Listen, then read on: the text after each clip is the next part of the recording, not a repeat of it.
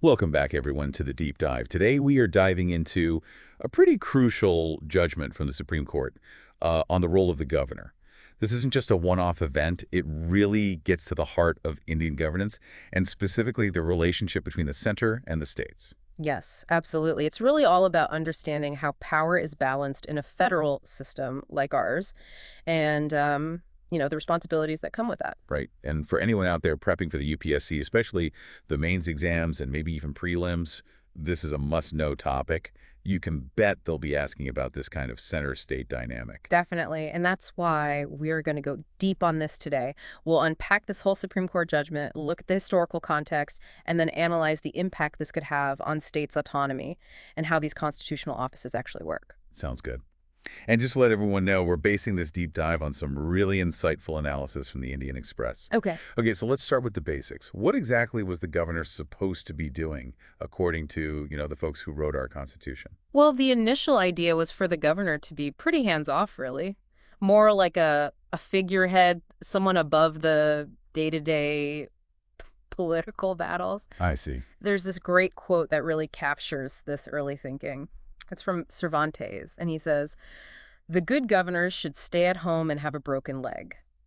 So basically, keep out of the way, consult, warn, and encourage, but not really get involved in running things. But it seems like in reality, things haven't quite stayed that way. It feels like governors are much more in the thick of things these days. Yeah, you're absolutely right. There's definitely been a drift away from that original vision. It's become more and more political, and that's had a real impact on how states are governed, especially recently. So how has this politicization actually played out? Like, what are some concrete examples of governors, disrupting state governance? Well, the biggest one, and this is what triggered the Supreme Court case, is governors delaying or even refusing to give assent to bills passed by state assemblies. This happened in Tamil Nadu, and it's been an issue in other states too, but it's not just bills. There have been reports of governors meddling in things like appointments, for positions like vice chancellors of universities or legislative council members, and sometimes even changing the usual address to the legislature or doing things that seem to obstruct the way those sessions are supposed to work. So basically overstepping their boundaries. Yeah, exactly. And what's interesting is that the Indian Express analysis points out that this kind of friction seems to be more common now than when the Congress Party was dominant both at the center and in most states. It makes you wonder if the dynamics of center-state relations have shifted somehow. Yeah, that's a good point. Like maybe this tension, particularly in states ruled by parties that oppose the central government, shows that the spirit of federalism isn't as strong as it used to be. Yeah, potentially. That spirit of cooperation and mutual respect that's so important for our system. Right. Okay, so let's talk about the Supreme Court's judgment now. What was the main issue that made them step in? So the crux of it was that the governor of Tamil Nadu had withheld assent from 10 bills passed by the state assembly. The court was pretty clear that this kind of delay was just not acceptable. They called it arbitrary and unconstitutional. Wow, 10 bills. That's quite a backlog. So what did the court say about the powers of elected state governments versus those of the appointed governors? They laid down some really important principles. First, they emphasized that elected representatives, the people we vote for, have more authority than governors who are nominated. They're accountable to us, the citizens. Then they clarified that Article 200 of the Constitution, the one about governors and bills, doesn't give the governor absolute power. They can't just do whatever they want with a bill. I see. And finally, the court really stressed the state's right to make their own laws on subjects that fall under their jurisdiction. Things like public health, local government, those are for the states to decide. So the court was basically drawing a line in the sand. Yeah, exactly. But they didn't stop there. They went a step further and used their special powers under Article 142. Oh, right, Article 142. That's where they can do whatever's needed for complete justice. Exactly. And what they did was lay down specific timelines for governors to act on bills, whether it's giving assent, sending it back for reconsideration, or reserving it for the president. No more stalling allowed. That's pretty significant. It sounds like the court was really trying to protect the whole system of federal democracy in India. Yes, and the Indian Express analysis makes that very point. The court was saying you can't have unelected governors blocking the will of the people expressed through their elected representatives. Even governors, they have to operate within the Constitution. They take an oath to uphold it. Right. And what happened with those 10 bills in Tamil Nadu? The court basically said all those bills are considered assented to, case closed. No more waiting around for the governor's approval. Wow. So a pretty decisive ruling. But to really understand the weight of this judgment, I think we need to look back at how the role of the governor was originally conceived, during the drafting of our Constitution. What can you tell us about that historical context? Yeah, delving into those constituent assembly debates is fascinating. There were actually several different ideas floating around about how to choose a governor. For instance, B.N. Rao suggested having an elected governor. Huh, interesting. And Sardar Patel, he was all for popular election too, and even considered the possibility of impeachment. Then there was Jayaprakash Narayan, who proposed a system where the assembly and members of parliament would choose the governor together. So there's a lot of debate about how to structure this position. Oh, absolutely. But in the end, the decision was made to go with a nominated governor, and that was largely due to B.R. Ambedkar's arguments. He had some key concerns.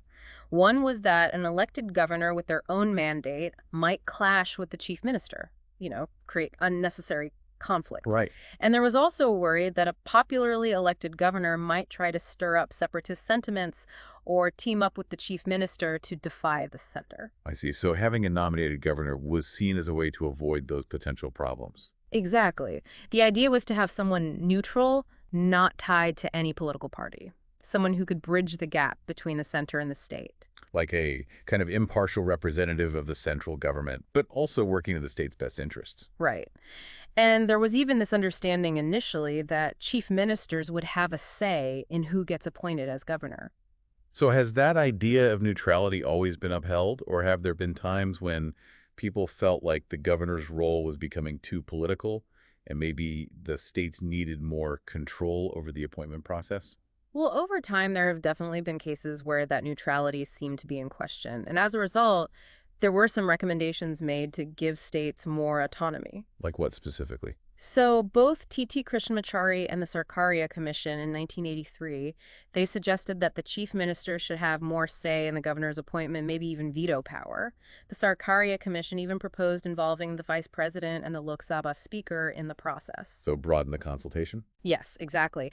But interestingly, those recommendations haven't been fully implemented, which kind of speaks to the ongoing power struggle between the center and the states. Yeah, it's a complex issue for sure. Now let's talk about the discretionary powers that governors have. How does this idea of constitutional morality play into how they use those powers? That's such an important point. These powers aren't meant to be used just because the governor feels like it. They're not personal powers. They have to be exercised within the boundaries of reason, justice, and the rule of law. That's what we mean by constitutional morality. Oh, so it's not just about what the governor wants to do. It's about what's right and just, according to the Constitution. Exactly. And there's a great quote from the legal scholar Edward Koch. He said, "Discretion must be used to separate right from wrong, truth from falsehood." And Justice William Douglas of the U.S. Supreme Court, he also warned about the dangers of absolute discretion. He said it basically destroys freedom. Makes sense. So are there any established principles for how governors should use their discretionary powers responsibly?